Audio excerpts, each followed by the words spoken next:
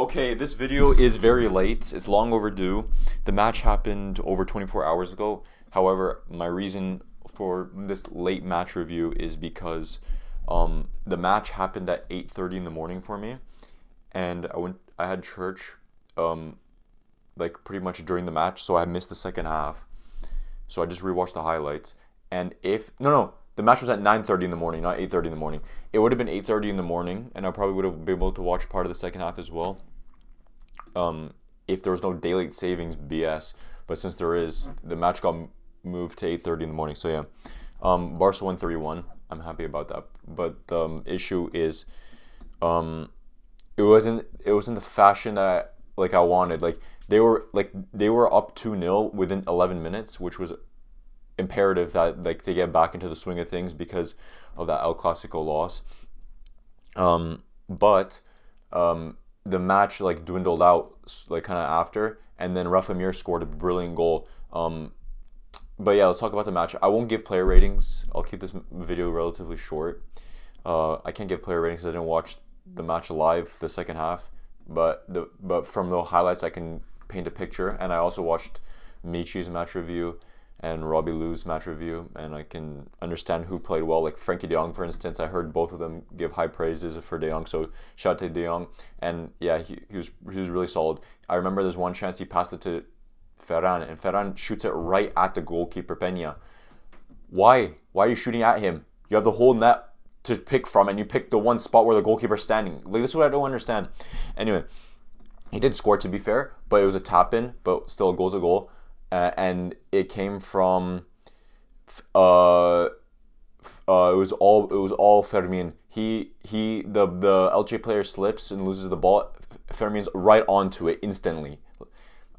Dashes forward, puts it on a platter for Ferran. It could have went to Yamal instead for a brace, but you know what? Better safe than sorry, and he takes it for himself, and it's 2-0. But before that, it was Balde who, I think Rashford was pressing and then made them give away the ball. Balde intercepts it, dribbles pretty much the whole half, passes it to Yamal. Yamal does well to control it and cut onto his left. I mean, was it a good control? I can't remember.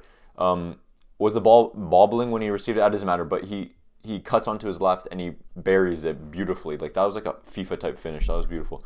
So yeah. And Elche were actually really decent. They were 7th in the league ahead of this match, if I'm not mistaken. And yeah, Barca were second. Yeah, they were 5 points behind Madrid. They still are 5 points behind Madrid, I think. Now, then Rafa Mir scores a goal, and it was a brilliant finish. But Araujo, for some reason, tries to do the offside trap when Rafa Mir's inside his own half. How does that make any sense? What are you He's not beating the meathead allegations. So Koundé's fault is at fault for that one as well, because he tries to close them down and the ball just gets past him. So he's out of position. Now Araujo has to cover ground for Koundé's mistake. He goes all the way to the box, and instead of trying to close down the distance with the defender, the attacker Rafa Mir, he just watches him shoot the ball into the net. At least try to make it a challenge for him. Don't give him so much space and time to think of what to do. He could have done done his taxes, watched a few reels on Instagram before he shoots the ball. That's how much time he had. Okay, 2-1. The match kind of died at that point from the highlights. Actually, not really. There's quite a few chances Rashford missed in the first half and second half. There's just a bunch of missed chances. Elche missed a few chances that they hit the top of the crossbar. They hit the post later on after Barca made it 3-1. Barca scored an offside goal. It was a tap-in, but it was still good from Fermin again, and Rashford to finish it off. And then what happened was, for the third goal, Fermin crosses the ball from the right side of the pitch to the left, if I'm not mistaken, and then Rashford controls the ball. And I don't know why the defender waited for the ball to be under Rashford's to control in order to defend. He waits for the ball to be under Rashford's control. Watch the goal. He controls it. The ball's bobbling in the air. Instead of the defender closing him down and getting the ball, he just watches the ball. Why are you watching it? Go. I mean, I'm not complaining because obviously I wanted Barca to win, but what are you doing? Generally, how are you a professional athlete? You can't even just use your head, bro. Okay. Then Rashford takes it around him and with his left foot off the underside of the crossbar and goes in. What a goal! That is a professional athlete. So he was stinking up the entire gaff, and he makes up for it with Barca's third goal of the match, and that secured the dub pretty much. Yeah, they hit the post after, and it could have been 3-2, and then thank God that didn't happen though. They didn't score, but yeah. So Barca's still 5 points behind Madrid, and it's very obvious that how important Rafinha is to this attack because at this point, I think at this point there's not a single Barca player with 10 or more goals or assists, if I'm not mistaken. Whereas last season, Rafinha, Lewandowski, and Yamal all had over 10 goals and assists, and they were like close. Like I know Rafinha, Lewandowski were like close to the 20s, if I'm not mistaken, for goals and assists at this point in time. So yeah, our attack is not attacking as well as before, and it's because like the tactics are Flick's using. If I'm not mistaken, Flick's pretty much using the same tactics from last season, but with a different squad. So obviously we don't have Inigo Martinez, so this offside trap is not as good. And it's blatantly obvious that it's not as good because we have Araujo trying to do the offside trap in his own half, and then, or in Elche's own half. Anyway, and then we don't have Rafinha for the press. Like Rashford is low-key kind of lazy, but he did, to be fair, kind of press to win that, to get that for that first goal.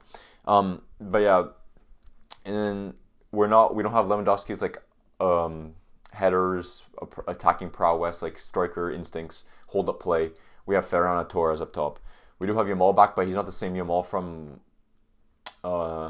last season. Like Yamal 19, YL19 is so much better than YL10, and I don't know if that's because of his like pubic area injury. I don't generally what's with this pubic area injury? Like what is it? Is it like a groin injury? Because if it is a groin injury, why don't we just call it a groin injury? Because this is like the first time I ever heard of like a pubic area injury, like when he first started getting it. Like I'd never heard of this thing before. So what is it? Is it like generally to do with his genitalia, or is it with his groin? Because I don't know. Let me know if you know. And then what else was there? He broke up with his girl, or she broke up, or it was mutual. I don't know, but I don't really care, to be honest. But all I care about is Yamal getting back to his best, and if that means breaking up with his girl, then good, because last season, if I'm not mistaken, Yamal was single and he was putting up good performances. So I want Yamal to be single and put up good performances again. In a relationship or without a relationship, I don't care. Just please play good, because I'll do your job for you. I'll play football. I'll take up your position and play for you instead, because like there's. Okay, you know why I'm yapping at this point, but thanks for watching this video. Sorry. Yeah, I'm not giving the player ratings, like I said. So thanks for watching the video. You can watch some of my other videos. The links are on screen, or you can go on my channel and find some. I got like tier lists and stuff if you want to see them. You can follow my Instagram, link is in the description, or you can search up _LucaVlad, or just type in Luca Vlad, it should pop up. Follow my other socials, like my Snapchat, or what else? Like what you can see in the description what else I have. Thanks again for watching. Visca Barca. And yeah, I was gonna say last season, October. Oh yeah, and I forgot to mention, Rafinha has before the match against Elche, Barca had a 50% win rate without Rafinha. With Rafinha, they're undefeated. They've won every match and drawn once with Rafinha, whereas they've, I think, like lost and drew and only won like 3 matches or something without Rafinha, something like that. But yeah, so that you can see how important Rafinha is. I forgot to mention that. But yeah, of course Pedri's injured now, of course. But good thing De Jong is there to carry the midfield. De Jong was fantastic from what I saw on the highlights in the first half. So thanks again for watching, and Visca Barca. See you.